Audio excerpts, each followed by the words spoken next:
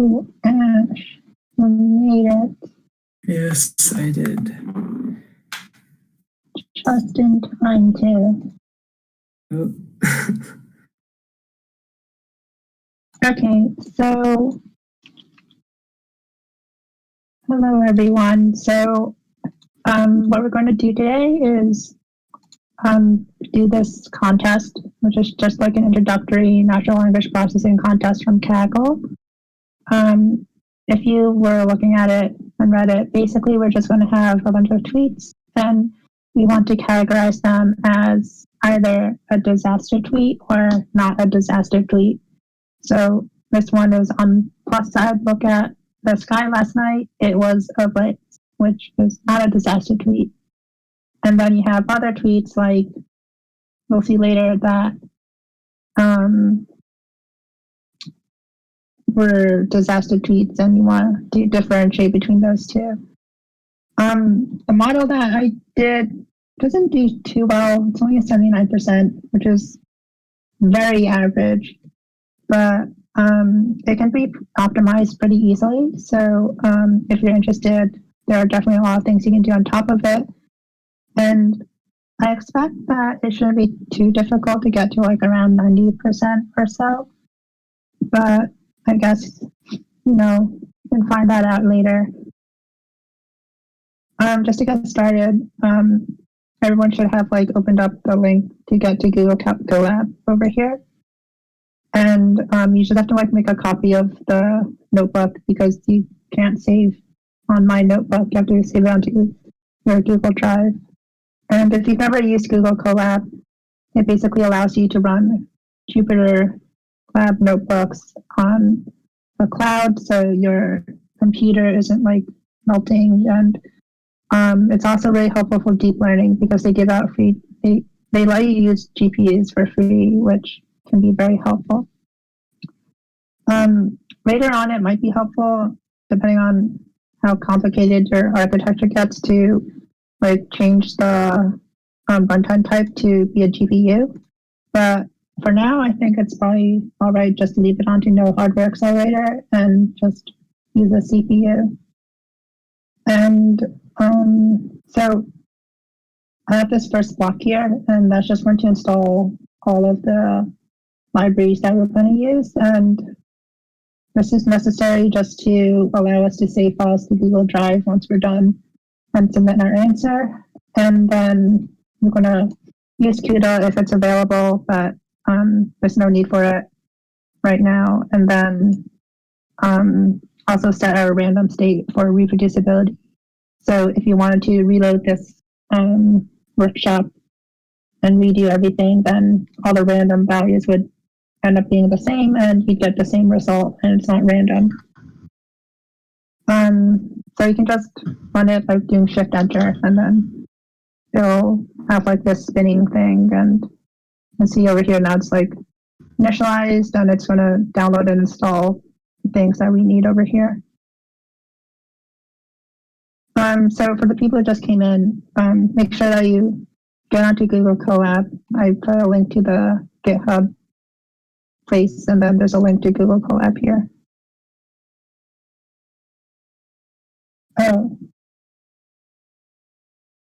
Oh yeah, so to save to Google Drive, you have to authorize your account. So I'll just do that real quick. Oh wait, no, not a pre-op token. It's okay. No one saw that.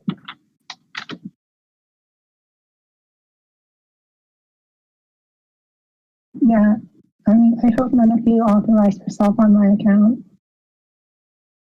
Well, anyway, so there are no GPUs, and this is our random state, but that's okay.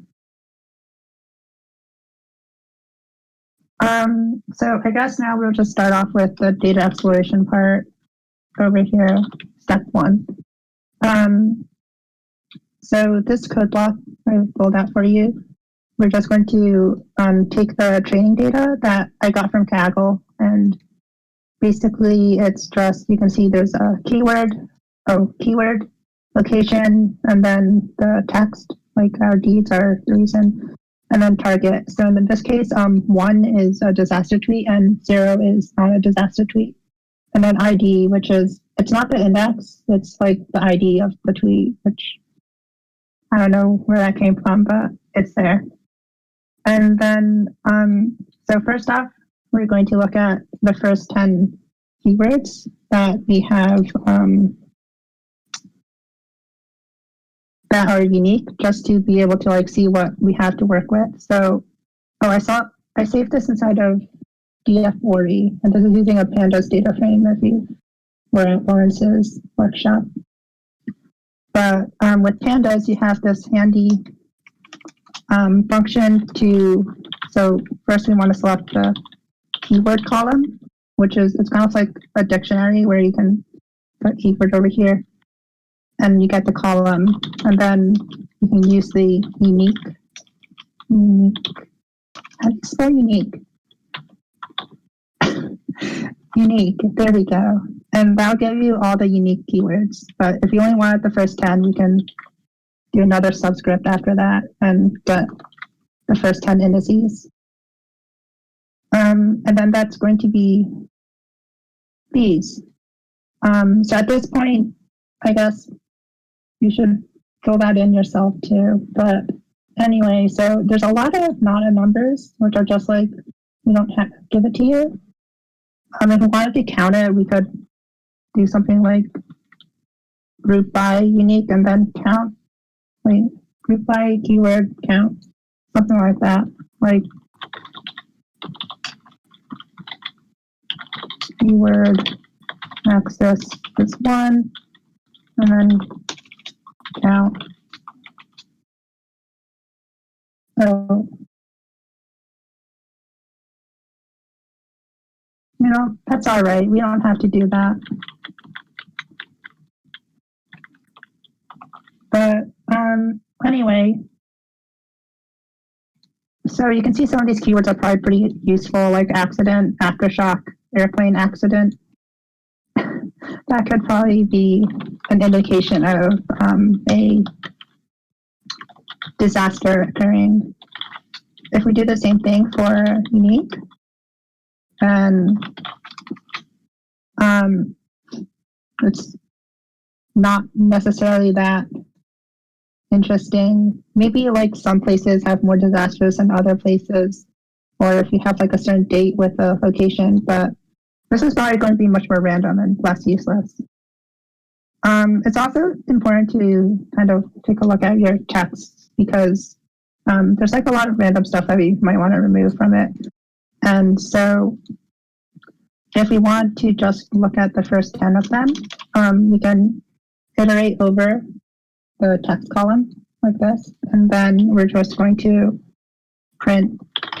So repr is kind of useful sometimes. It just means that when you have like a \n, it's going to print out \n instead of a new line character, so that you can see what characters are exactly being printed. So we're just going to print the text out. I'm going to add a couple of new lines after each of them to make it more clear. And then I'm going to break on index 10 because I don't want to go on forever. And it might be helpful to look at even more, but you can see like we have some hashtags here, and then well, not too much stuff, but it's pretty good already. Like there's no weird character like setup or anything. It's just like the body of the text. So that's pretty handy. And if you had any questions so far, feel free to shout them out. Anyway, for this particular workshop, I'm just going to get rid of everything except for the text, because the keyword like is probably useful, but you might want to like include that if you wanted a really good solution. Just to make things simple, I'm just going to crop, so get rid of certain columns or rows. And in this case, we're dropping ID, location, and keyword And then we have to specify axis as 1, which is the column axis. And we can see we have 7,600 training samples. And then the 2 columns are just going to be the text and the target. And then we can move on to using BERT. All right, so I guess hopefully everyone caught up, but if you haven't, I'm just going to explain BERT and then you can catch up in the meantime. So BERT is basically just like the hottest NLP thing that recently came out in like 2017 or 2018. And it's another transformer, which if you ever heard of like Elmo or Roberta or Glove or any of those things, they're kind of similar. It's a little bit different from things like Word2Vec, which are more concerned about just like a word. But in this case, BERT is going to try to look at a sentence, and it uses some fancy algorithms that I don't fully understand to find out which words are the most important. And then it can also give you an embedding of the sentence, in our case for classification, in order to represent that sentence in a vector space. So like, if you ever dealt with Word2Vec, how like words are represented in a vector space, and you can get queen by subtracting man from king, and then adding monarch, and adding woman, and then like that kind of stuff where you can do math with words. But in this case, it's BERT, and it works a little bit better for understanding sentences and doing some certain tasks on top of it. So first off, we do have to do, we don't have to. BERT will probably do pretty well without any pre-processing, but this is just going to clean up a bunch of the text and make it a little bit more ideal. Some of the things we're not doing here are stemming or lemmatizing, just because I'm not sure if BERT actually wants that, and it's probably not going to be helpful as far as I know. But anyway, so we just have this function, and it takes in a single sample that's a string, and it's going to give you the cleaned string. So, for example, if I wanted to clean this up, then it's just going to return that. And so in order to apply this to all of our text, we just want to, use the apply function from pandas. So onto the text column, we apply this function without any parentheses afterwards. And then it's going to just take each text sample and then clean it and then store it back into the same place that we got it from. And then you can see the first thing that we cleaned over here. It looks pretty good. Our deeds are the reason for this earthquake. May Allah forgive us all. So hopefully we can decide that this is a disaster tweet. Okay, I guess I should update this. So we skipped over pre-processing. Now we're up to encoding. Well, if anyone has any questions, now's the time. But anyway, so encoding is just going to take all of the different characters in our sentences, like our deed. Like BERT doesn't really understand what our and deeds are, but there are pre-trained tokenizers that will map the words that you have into IDs. So like our might be assigned to like a random number, and then deeds are assigned to a random number, so that the model, the pre-trained BERT model that we'll use later, understands as well, like what these words are and what they mean.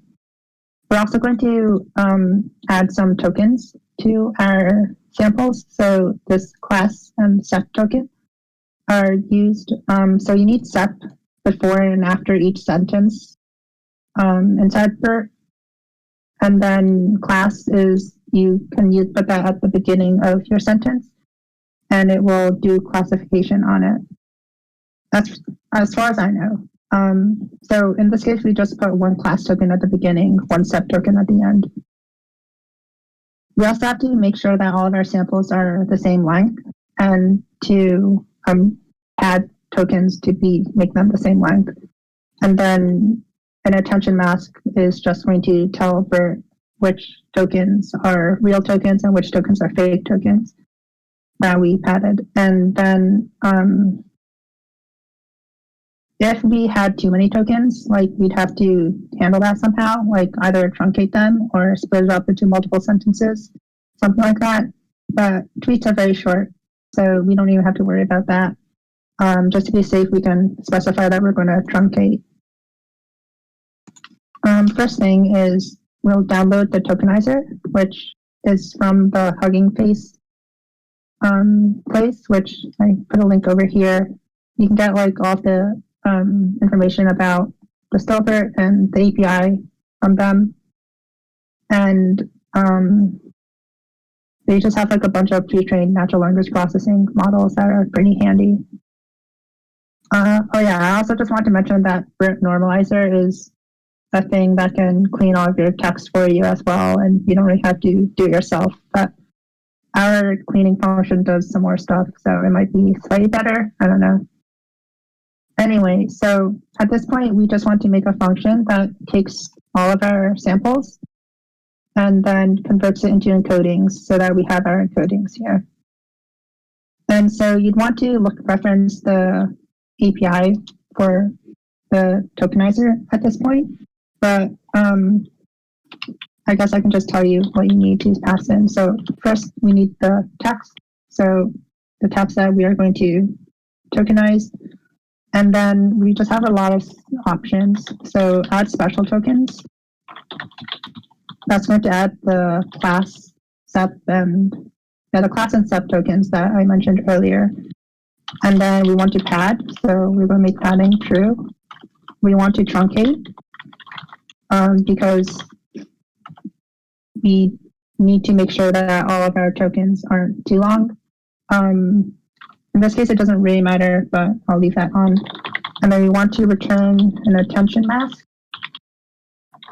Leave that on to true. And then for later, I'm going to put return tensors as NP for NumPy.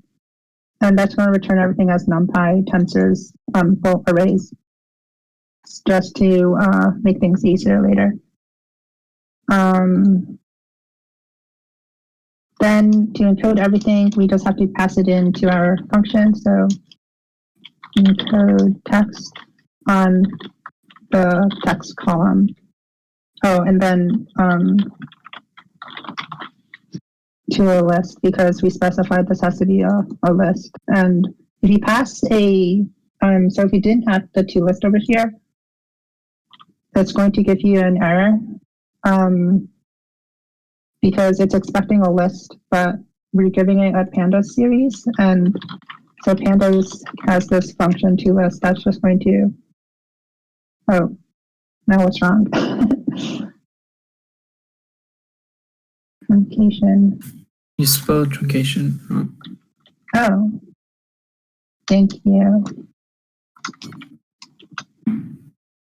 Yeah. So yeah, we're just going to convert to a list, and then we have 7,600 samples. Oh yeah, I specified as well that we're going to put the tokens and then the mask inside of the second dimension. So it's a 3D array. First dimension is sample, second dimension is index 0 is token, index 1 is the mask, and then the third sample third dimension is the actual value. I guess I skipped over that, but it's right here where we are going to take the input IDs from our encodings and the attention mask, and we're just going to stack them on top of each other on the second axis. And this way we can go through each sample, and then we know that for each sample we have a 2D array now, and index 0 is tokens, index 1 is the mask. So we're going to look at that right over here actually. So if you look at the first sample, so I can say this is the first sample, and these are the encodings. We have in the third dimension an array, and it's all the encodings. And then over here, it's the first sample attention mask.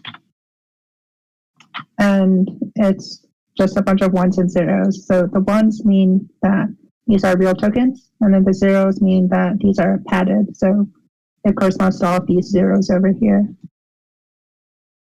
And so you can see that these are just numbers now. An example over here is like if our input was a visually stunning rumination on love, then we would break it up into tokens. So like specific pieces, and rumination becomes like that. So like where it kind of does a bit of stemming on its own. And then it adds the special tokens over here at the beginning and end, and then it turns into ID. And that's what just happened for the example over here, our deeds or whatever. And then we turned into encodings.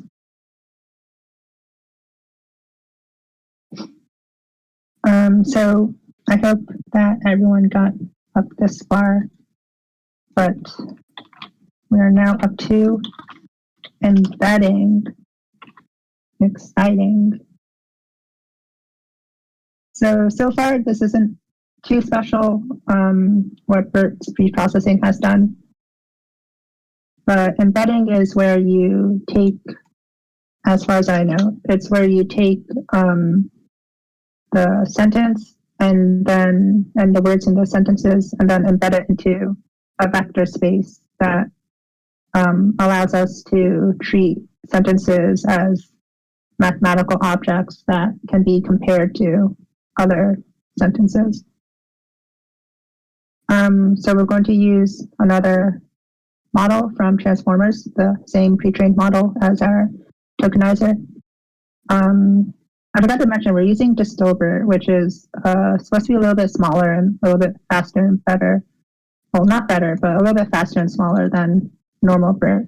But there are like a lot of different BERTs that have been like trained for specific purposes. Like Camembert is for French language, and there's like for biology, or if you had like special like documents, I think legal documents has their own BERT models that have been trained for them.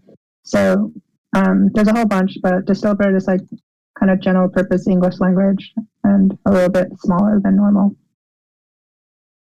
Okay, so this part is a bit more complicated, but we're going to make a function now that takes all of our encodings from before that we have over here and sample by sample. So for each sample in encodings, TQDM is just going to give us a progress bar because this kind of takes a while. But we're basically just iterating over each sample. We want to take the tokens and the mask first. So as we saw before, that was just sample 0 and sample 1. And then we want to basically use the BERT model to compute the embeddings, and then the return of a BERT model is a bunch of hidden state, which is from like each layer in this model that's stacked on top of each other returns values, and then we're just getting all of those.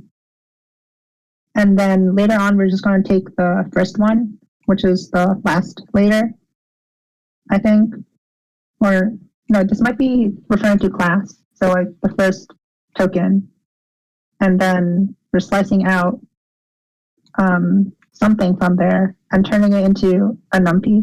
I just copy and pasted this code, so I'm not actually 100% sure what we're slicing here, but basically, there's probably a better illustration on this person's website. So for each of our sentences, it's going to generate a matrix that's 768. Oh, I guess it's this way. So 768 hidden units from the BERT model that has 768 layers. And then it's going to be for each of the samples, there's going to be one of them, which is the vertical space here. And then there's going to be one token for each word in the sentence. And so usually you'd probably want to train on everything, but just to simplify things, I'm just going to take out the first one, which corresponds to the class token. So over here, that's class, and then the first word is like in position 1 and so on. And so that's what we're doing over here. We're slicing it out. And then, so I guess I should probably talk more about this. So first, the transformers, the Hugging Face transformers library, it uses torch tensors instead of numpy arrays. So we're just going to turn these into tensors. And tensors are basically just vectors that have an arbitrary size, I think, and they have different library functions because it's PyTorch, and then that's what the Hugging Face library uses. And then we can pass these in. So we give it our tokens, and then we say that the attention mask is equal to the mask that we have. Except for this one, we also actually need to unsqueeze.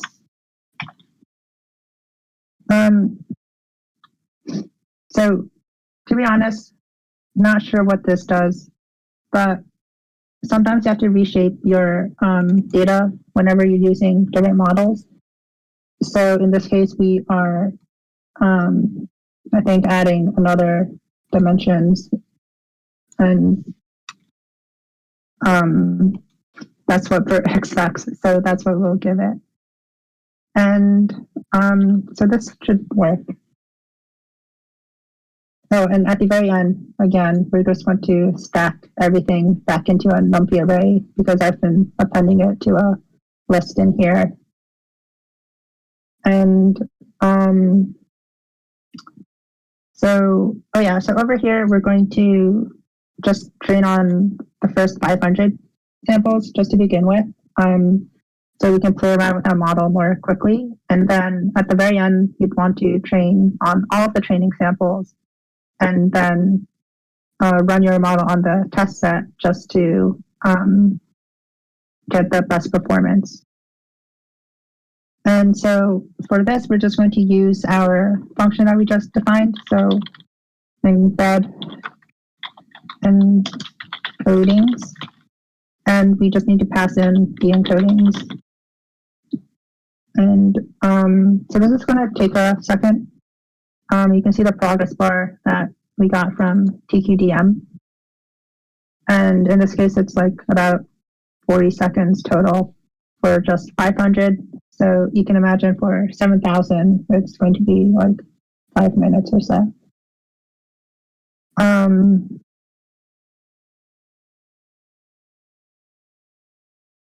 So did anyone have any questions up to this point? Or is everyone following along all right?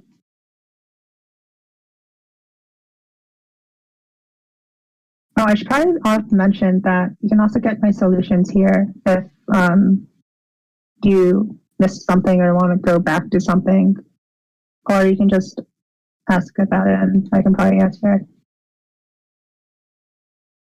So it's done now. So I guess we can actually just look at the first example of what we actually got. So if you look at the first sample, you can see it's just a massive array of these floats. And it's, so over here I printed the shape out. So we have 500 samples. Each of them has 768 units in the second dimension. And then for the targets, we have 500 samples in a one-dimensional array. And so this is what an embedding looks like from BERT.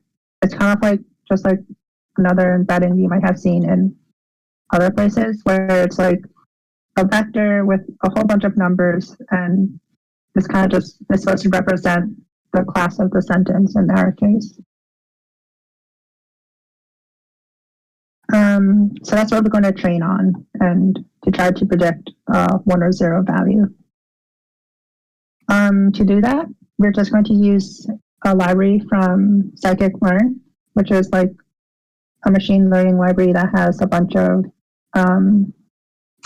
stuff like training, splitting your training data, and cross-validation, and anything else that you might want. So you just need to pass in the 2 arrays that you want to split up, so X and Y. You can add more if you want, like if you add a Z, you can also split that up.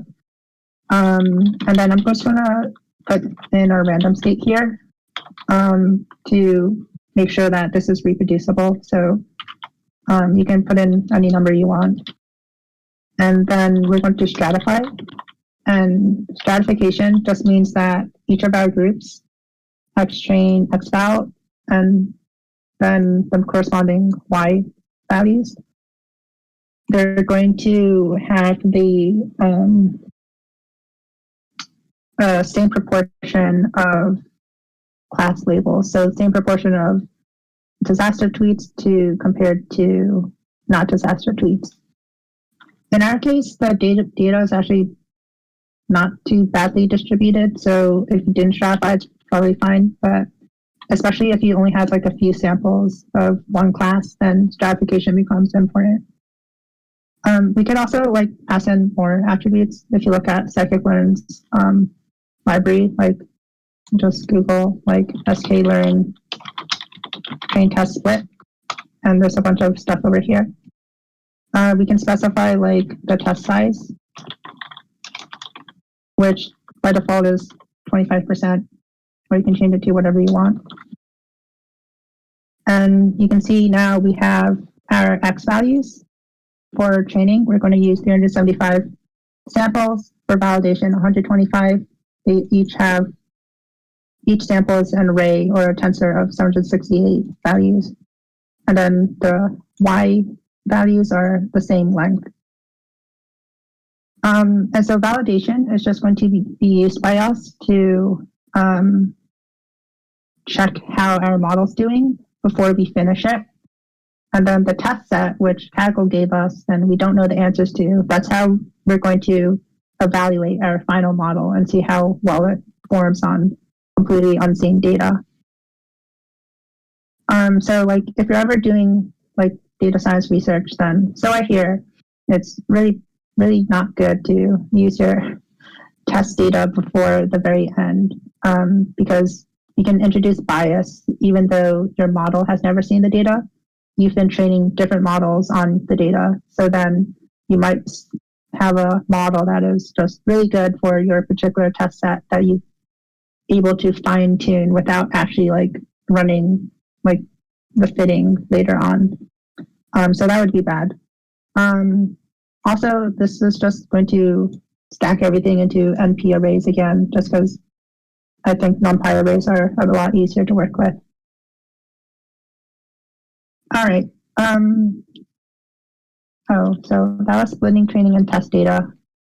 Now we're moving on to the model for our artificial neural network. So if you had any questions about BERT, anything at all, we're going to forget about that. So now would be the time to ask about it.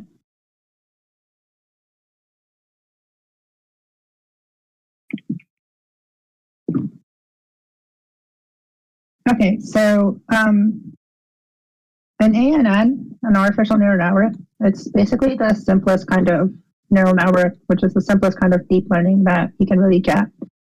If you ever looked at, I guess, artificial neural network.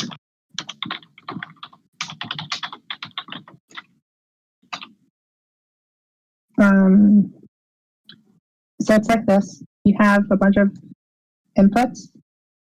They go through neurons, which again, talk about later, and then you get outputs. And this is basically just our input is going to be the vector that we got from our embedding, 768 units. And then we're going to have some hidden layers. And then we're going to have an output. In our case, it's just one neuron, 0 meaning not a disaster, 1 meaning it is a disaster. So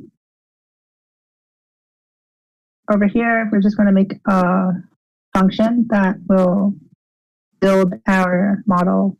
We have to give it the input shape, which in our case is just going to be a number 768. And but it can be like differently shaped. Like if you had a batch size, then typically what you have is like something like the batch and then batch size and then the input size for like each batch. And then in different models, you might have like a third dimension for sequence length, like in an LSTM or an RNN. But in our case, we just need a very simple number just to tell us how many inputs we have here.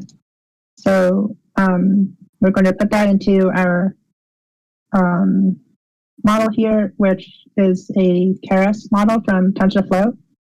This is just like an easy way to make a sequential artificial neural network is like this, where you pass in everything like so. But another way you might see it is like where was it? Net. So like network is equal to, and then you have the layer,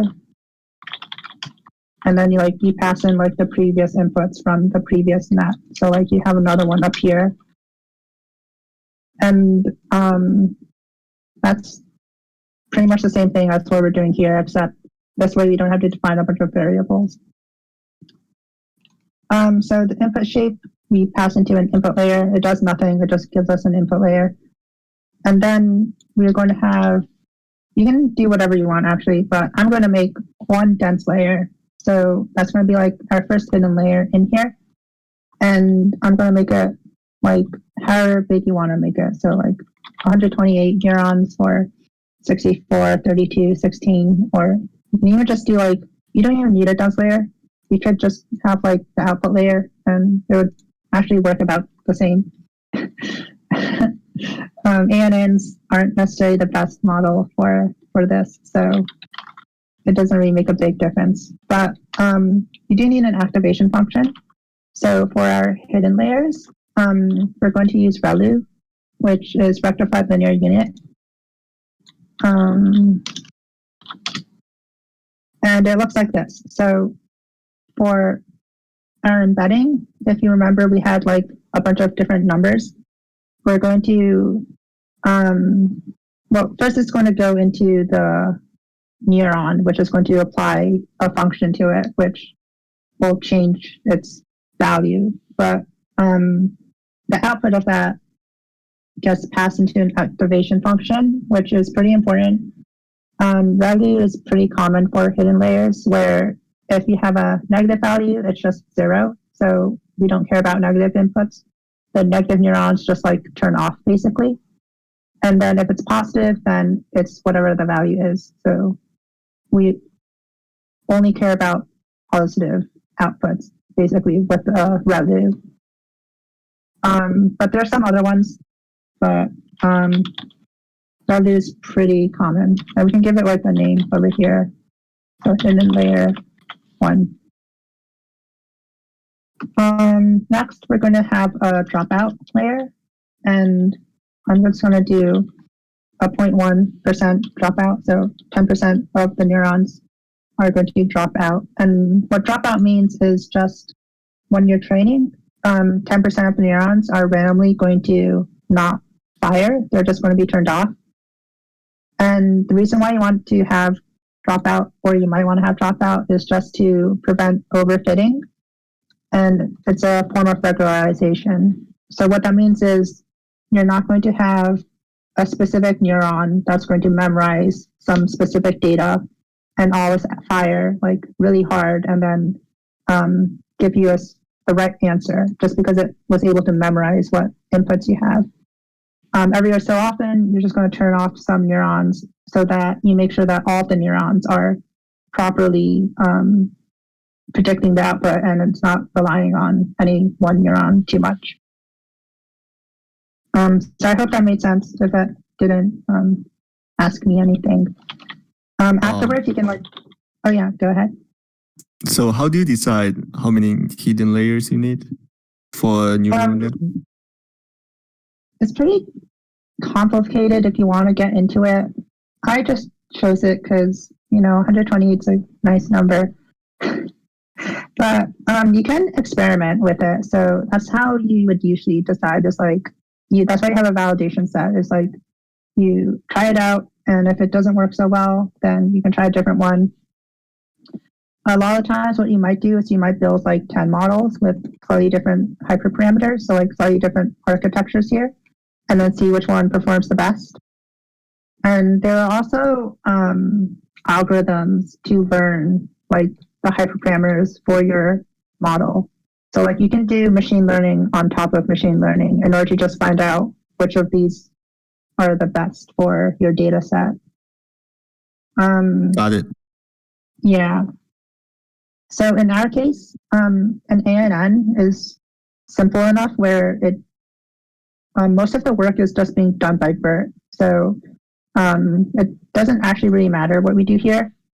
But if you had something more complicated, like CNNs and RNNs also work pretty well with BERT, then there's a lot more finesse that you can add.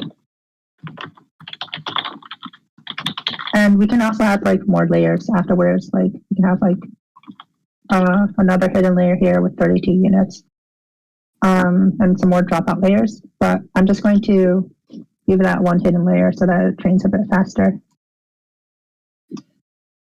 And then for the output, there's just one output because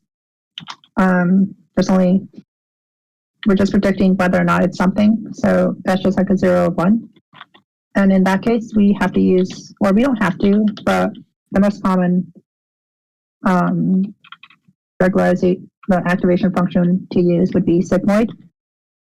And then sigmoid goes with our loss function, binary cross entropy, when we compile the model. So what's happening is when we make a prediction, it's going to find out how badly our prediction was. So how terrible are we at predicting whether or not this tweet is a disaster tweet? And the function that you choose for your loss function is how your model determines which neurons to penalize and to change their function a lot more, and which neurons are better and should stay about the same or change only a little bit. So binary cross entropy, it's in the name binary, so it's for binary classification only. If you try to do this on multi-class classification, with more, it's going to give you a really terrible output, so it won't work at all. And then cross entropy is just you're going across different classes, and entropy is randomness. So it's you're comparing how well your model predicts a class versus just random predictions. I think at least, not really sure about that, but that's kind of the gist of it. Another option is to do binary classification is to actually do 2 neurons and have a softmax. And what that means is disaster tweets get predicted to one neuron and not disaster tweets gets predicted to another neuron. It's kind of like, I guess, back here where we had output 1 and output, well, there's actually n, but if we had 2 outputs here, then we can put all the disaster tweets to one output, all non-disaster tweets to the other output. And then we need a different activation function, and we need categorical cross entropy for that. But that's more training and more complexity, so we don't really need it. And this would do, oh, and I'm using accuracy as a metric, which that's what it sounds like, it's accuracy. By default, it uses loss as a metric, and then there are more. It might help to like use what they are using for their grading. They tell you how exactly they grade. Evaluation. So they tell you exactly how they evaluate your answer. So it might be helpful to use this as the metric, so the F1 score. But accuracy is a bit easier to understand, so we'll use that. All right, and so now we're just going to build our model. So just use our function. Now the input shape, we can just specify it like 768, or we actually got it from our training data. So we can say like xtrain shape. And then we just need the second value here. So 1, and we actually need to wrap it inside of a tuple. In Python, that just means adding another parentheses around it. So there's like a set of parentheses around here. Just because when you're passing dimensions around, they expect tuples.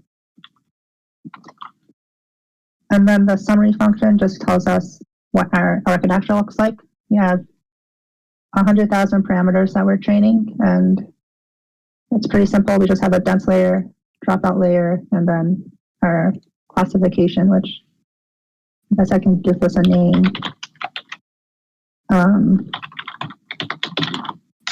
Like that, and then it gives it a name over here. Oh, and so we can also do a little flow chart about what our model looks like. So it's input into here, here, and then classification.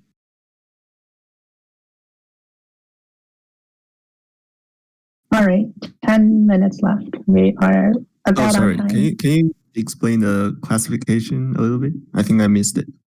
Oh yeah, sure. So classification is, it's just another dense layer, but the activation function is different, and it's the last layer in our model.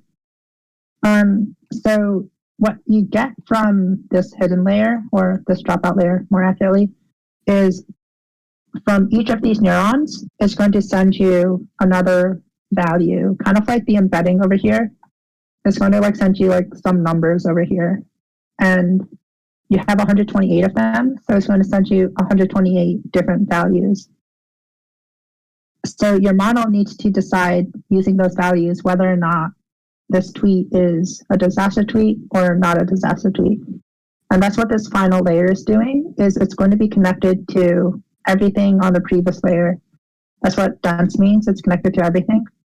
And then it's going to take those values and it's going to perform some kind of function on it, which you can kind of think of it as a black box, but if you want to learn more about it, then it's basically just like linear algebra, and you're just taking all these values and multiplying them and adding them up. And then we're going to activate it using a function. So in this case, it's sigmoid, which you can look at that is, so this is the sigmoid function. The output is going to be between 0 and 1 for all inputs. So if your model gets 0, it's going to spit out 50. So it's not really sure what's happening. the more positive it is, the closer to 1 it gets. The more negative it is, the closer to 0 it gets. And so what we hope to happen is for disaster tweets, we get a really positive value that gets put really high up to 1. And for not disaster tweets, we're going to go have a really negative value that's close to 0.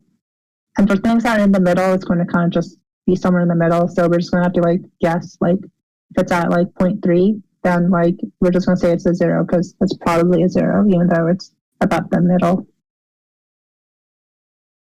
Does that make sense? Yeah. Okay. Wonderful.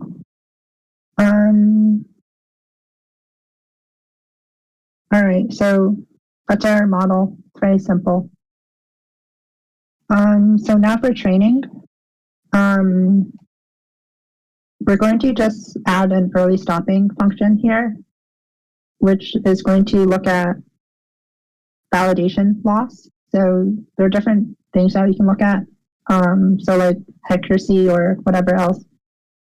And loss in this case is kind of like this part. So it's not exactly the same, but wait, actually it is exactly the same. It's this function that you put in here, the binary cross entropy, and it's going to calculate how off your predictions were compared to what they should have been. A patience of 3 just means it's going to wait 3 times until the loss keeps increasing, and then it's going to stop. The reason why you want this is just to make sure that your model isn't overfitting or it's not memorizing the data. So there's an interesting paper where it's like any network with a hidden layer, it might be a really big hidden layer, but any neural network can predict any function. And the problem is, like, you can predict anything, but at some point, your model is just going to memorize exactly what inputs came in from your training data, but it's going to do really badly on the test data because it's not going to actually know anything about the sentence. It's just going to know your training sentences. And so one way that we can prevent that is to, while we're training, if our validation test set starts to not be improving anymore, while our training test set continues to improve on performance, which means that like we're starting to memorize the training data, and then the validation is like kind of telling us that we're not actually improving our expected performance when we test our model. So we can just take our model and do the fit function on here to fit it to our training data. So that's X train, and then the outputs are Y train. You can specify how many epochs to use. So I would use like at least 10, but if you use more, it's probably fine just because of our early stopping function is going to prevent us from going too far. So validation split is kind of like before, where we had our training and validation data split. In this case, it's going to further do another split where it's going to train on some of our training data and validate on the rest. That way we can validate separately on our holdout data later on.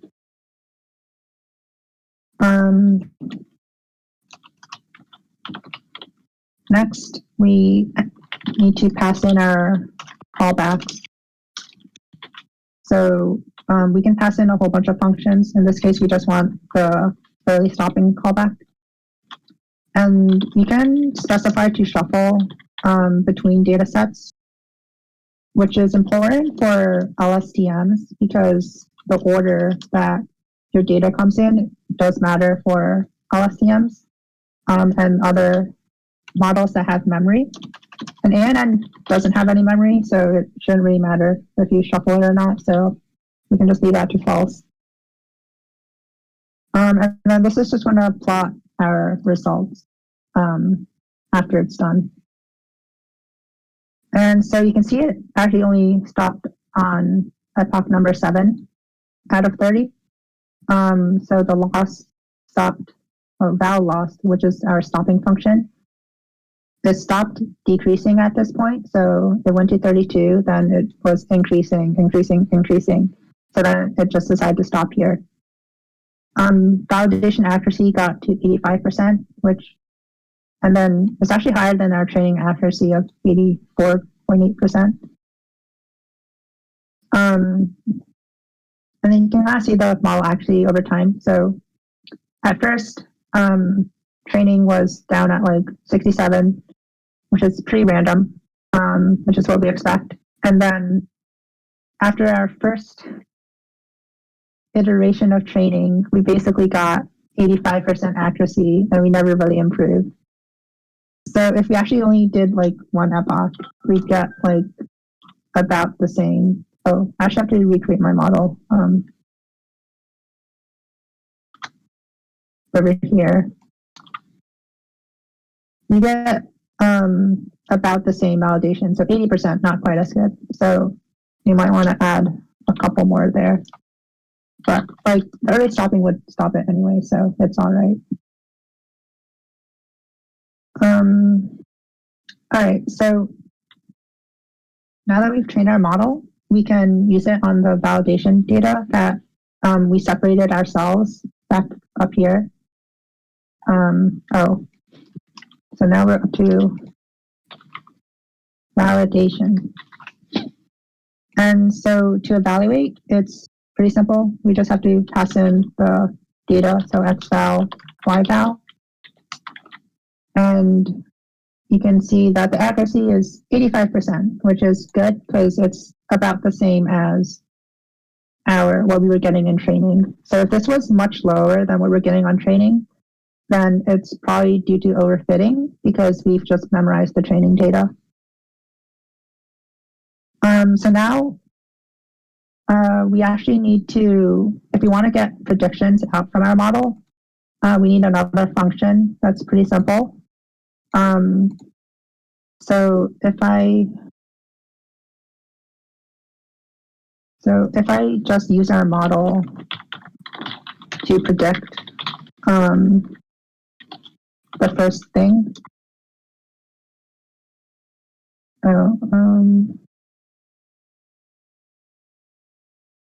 I need to wrap this inside of a list. No?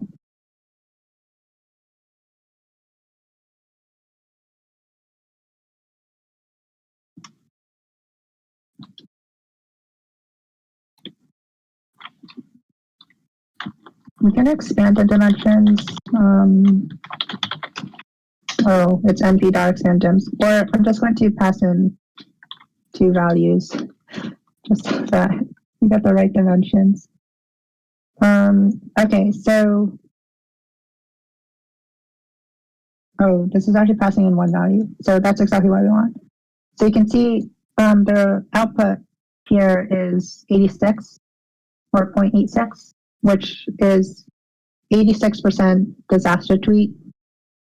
Or I mean, it's 86 out of 100, and 100 is a disaster tweet, and 0 is not a disaster tweet. And so we just need a function that takes anything over 1/2 and moves it to 1. Anything less than 1/2 moves it to 0. So these are called logits. So logits are like this. It's not like a percentage or a proportion. So they call it logits. And then the label is 0 or 1.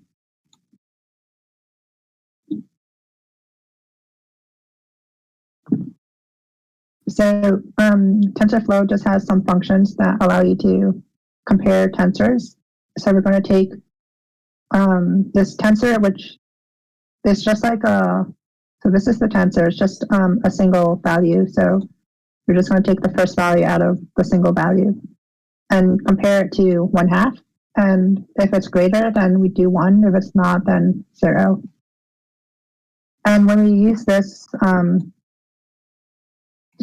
at symbol thing tag, we can actually use it now on our code. So after we run this, if we do tf.logits to labels,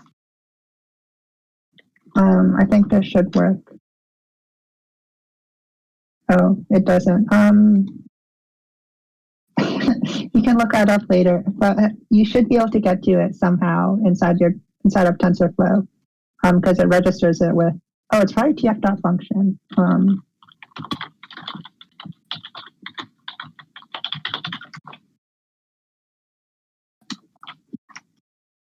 Oh no.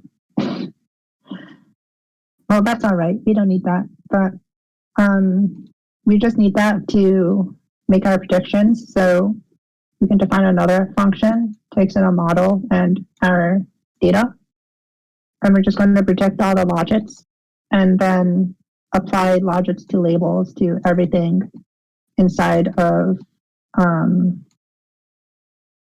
this function.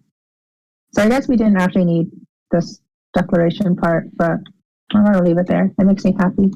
So we're going to apply this along axis number 1, which is going to be for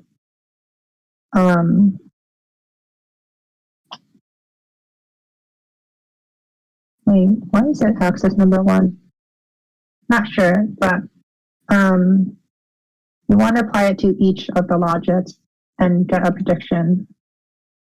And then, so if we make predictions now, we can pass in our model and our x val, and we get all of our predictions. And then over here, I just gave you a, oh no, I forgot to import SNS. Rats. So you're going to just need to run this. Whoops. You don't actually have to do it all the way up here, but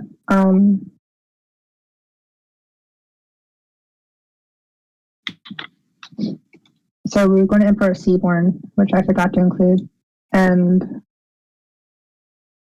that just gives us a nice pretty graph to look at, or table in this case. And so hopefully if your model was trained correctly, then you'd get something like this. So the not disaster that is predicted corresponds strongly to the actual not disaster, and then actual disaster corresponds to, well, actual disaster corresponds to predicted disaster as well. And so what this means is that 15% of our predictions that were not disaster were actually disaster tweets, and 13% of our predictions that were disaster were actually not disaster. And so you can think of this as like the false positive, false negative, true positive, true negative. Or, oh wait, true negative, true positive. So this is pretty decent how you might be worried, like, if you don't have enough positive samples, that you might be biased to predicting negative. So like if you imagine you had 1% of your samples was positive and 99% were negative, then if your model just predicts positive every time, then its accuracy would be 99%, but it wouldn't actually be a very useful model. In this case, we're not doing that, so that's good. So that's basically everything that I wanted to cover in the workshop. There's some more stuff down here with some more to-dos for you. If you want to fill them out, it's just basically using the functions that we've used so far. And then we're going to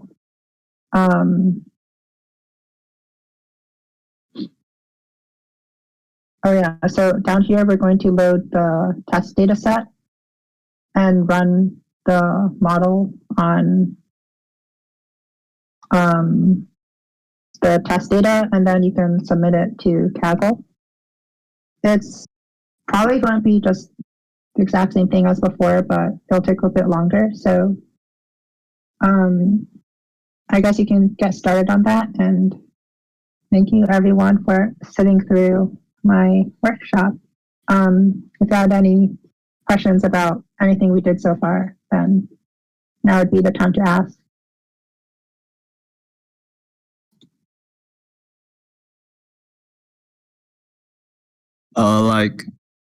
Like if I'm going to use it for some application, do I have to like understand all the theories behind it, like all the mathematical algorithms, that kind of stuff? Not really. So like data engineering is a thing, and you kind of, I guess you should know what is kind of going on, like understand how the BERT model works. But the math is pretty complicated, and I guess you have all these libraries to do it for you. So we're an engineering club; it's fine. Also, I wanted to mention there is actually a much better library from Hugging Face that for sequence classification. And so this is a full pipeline, I think, where it will take your text and give you sequence classification outputs. So if you want to do this, this might actually be a much better option than doing it with a BERT model yourself. So I could I guess, link that in the workshop channel as well. Oh, and hey, Frog.